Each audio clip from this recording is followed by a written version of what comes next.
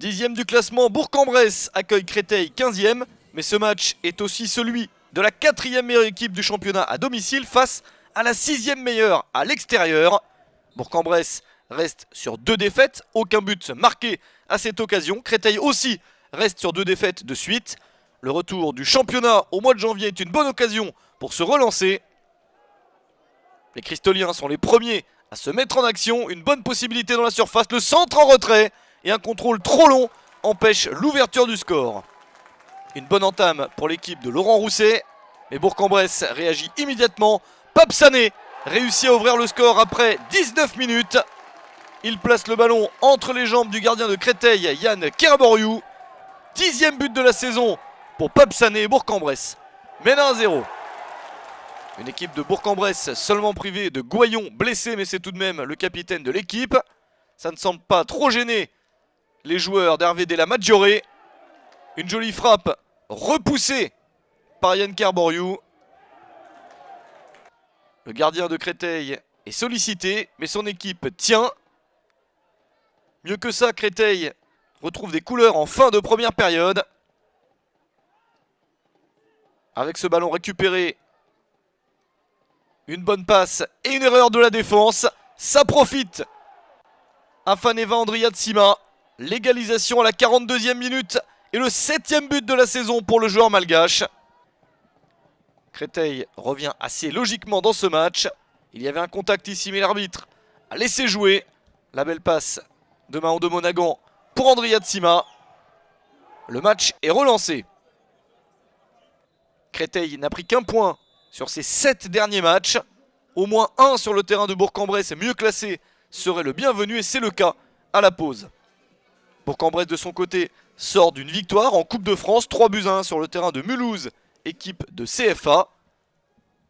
Le promu en Ligue 2 jouera donc les 16e de finale de la Coupe de France, mais avant cela, il va falloir faire un meilleur résultat en championnat. En seconde période, Bourg-en-Bresse accélère. Avec ce ballon bien récupéré. La défense de Créteil est statique. Et elle se fait piéger sur cette frappe de Lagdar Boussa. 2-1 pour Bourg-en-Bresse à la 59e minute. Une équipe de Créteil pas très agressive. Bourg-en-Bresse a pu construire son action. 6e but de la saison pour Boussa. Tout est à refaire pour Créteil. Des Cristoliens qui essayent avec notamment ce type de ballon. Mais il y a des interceptions et des contre-attaques pour les joueurs locaux. Encore une ici. Avec Michael Alphonse qui réussit encore une fois à placer la balle entre les jambes de Yann Kerboriou. 3-1 à la 67e minute. Ce but est le 3e de la saison pour Michael Alphonse. Bourg-en-Bresse se détache.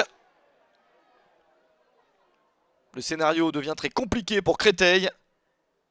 Et il l'est plus encore 5 minutes plus tard. 72e minute, ça fait 4-1 grâce à Rafik Boujedra. 2e but de la saison pour Boujedra.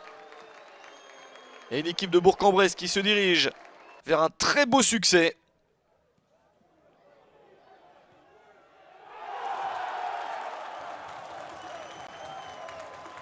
L'équipe de Bourg-en-Bresse qui n'en a pas terminé.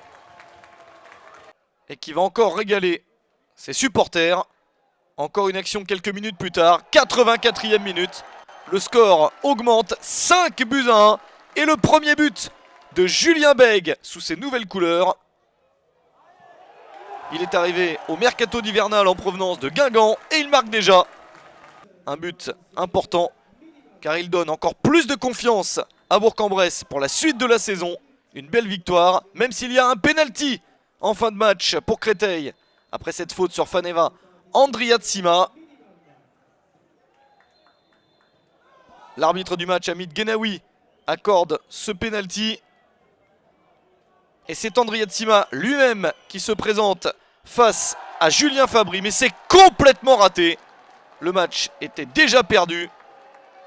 Andriatsima se loupe totalement et n'obtient pas le doublé qui semblait lui tendre les bras. Au final, c'est bien Bourg-en-Bresse qui s'impose 5-1 face à Créteil.